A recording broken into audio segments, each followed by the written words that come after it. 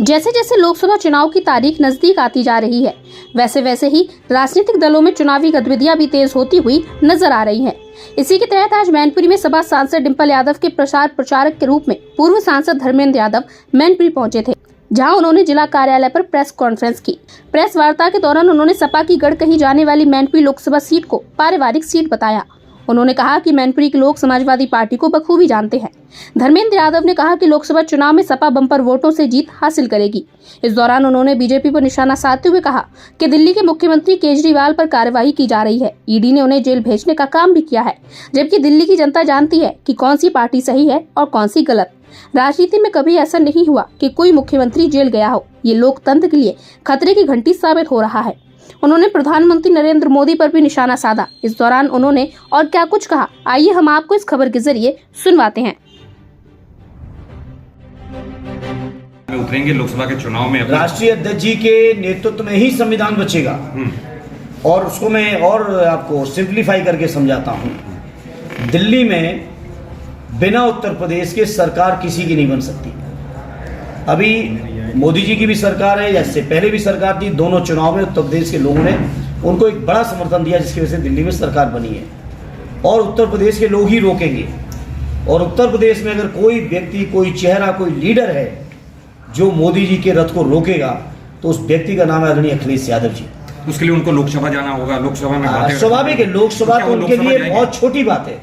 मैंने इससे पहले भी कहा कि उत्तर प्रदेश की जिस किसी लोकसभा से उनकी इच्छा होगी, अगर आदरणीय अखिलेश यादव जी चुनाव लड़ना चाहेंगे, मुझे एक मिनट नहीं लगेगा, मैं आजमगढ़ अभी हटने को तैयार हूँ अगर वो आएंगे। कौन ऐसा यूपी में समाजवादी पार्टी का लीडर जो आदरणीय अखिलेश यादव जी को लड़ाने में अपना गौरव महसूस न करे?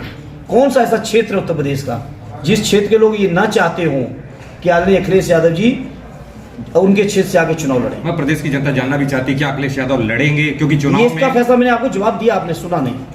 आरडी अखिलेश यादव जी और पार्टी की सीनियर लीडरशिप तय करेगी वो लड़ेंगे या नहीं लड़ेंगे, और लड़ेंगे तो किस सीट से लड़ेंगे। इतनी बड़ी तादाद में जीत लेंगे कि यूपी में से ही मोदी जी आए थे और यूपी से ही मोदी जी जाएंगे। इससे पहले प्रोफेसर साहब ने बयान दिया था कि लगभग उत्तर प्रदेश में 33 से 40 सीट समाजवादी पार्टी जीतने जा रही है। प्रोफ साहब पूरे प्रदेश की राजनीति के ऊपर उनकी बारीक नज़र है, क्योंकि मैं तो कुछ क्षेत्रों तक सीमित हूँ, इसलिए मैं संख्या की दृष्टि से आपको नहीं बता सकता। लेकिन उन्होंने अगर कहा है तो निश्चित तौर पे बहुत सोच विचार के मंथन करके ही, और इतनी जीत लेंगे जो आदरणीय प्रोफ साहब ने कहा है, तो निश्चित तौर पे जो बात मैं कह रहा हूँ कि यूपी से भी मोदी जी हट जाएंगे। तो स्वाभाविक है, मैनपुरी हम लोगों की पारिवारिक सीट है और आदरणीय डिंपल यादव जी यहाँ से उम्मीदवार हैं। तो मैनपुरी के लोगों के बीच उनके चुनाव अभियान को लेकर जो रणनीति बना सकते हैं, जो एक दूसरे का सहयोग ले सकते हैं, दे सकते हैं, उसी परिप्रेक्ष्य में लगातार मैनपुरी में हूँ।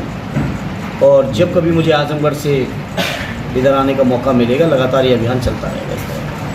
तो मिलकर लेना है। केजरीवाल ने कहा ईडी ने गिरफ्तार किया उनको, वो कह रहा है किसी भी कोर्ट में मैं दोषी सिद्ध नहीं हुआ हूँ, तब भी ईडी लगातार। वो तो सच है, वो तो सच है। मेरे मित्र और मेरे साथी पत्रकार मित्रों, यदि आप कोई ऐसी खबर जो बीजेपी के लोगों को पसंद ना आ रही हो, अगर आप दिखा दोगे, तो हो सकता है कल को आप ही के घर में कोई अतिथि बन के आ जाए, या आपके जो मालिक लोग हैं या आपके जो बड़े बड़े संपादक लोग हैं, उनके यहाँ भी यही अतिथि बन के आ जाएंगे। आज केजरीवाल ने ईडी का जो गिरफ्तारी का जो बयान था उसको लेकर ईडी को तारीफ की है, ईडी की तारीफ की है, कहा है कि ईडी ने मेरे साथ अच्छा व्यवहार किया और बहुत सहयोग किया।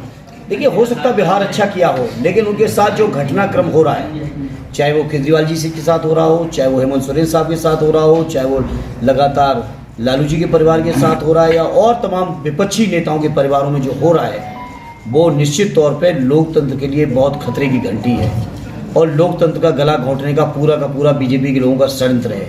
हमारे राष्ट्रीय अध्यक्ष जी ने कई मौक़ों पे कहा, ईडी, सीबीआई, इनकम टैक्स या जो गवर्नमेंट की एजेंसीज हैं, इन एजेंसीज को टूल के तौर पे इस्तेमाल करके बीजेपी के लोग चुनाव जीतना चाहते हैं।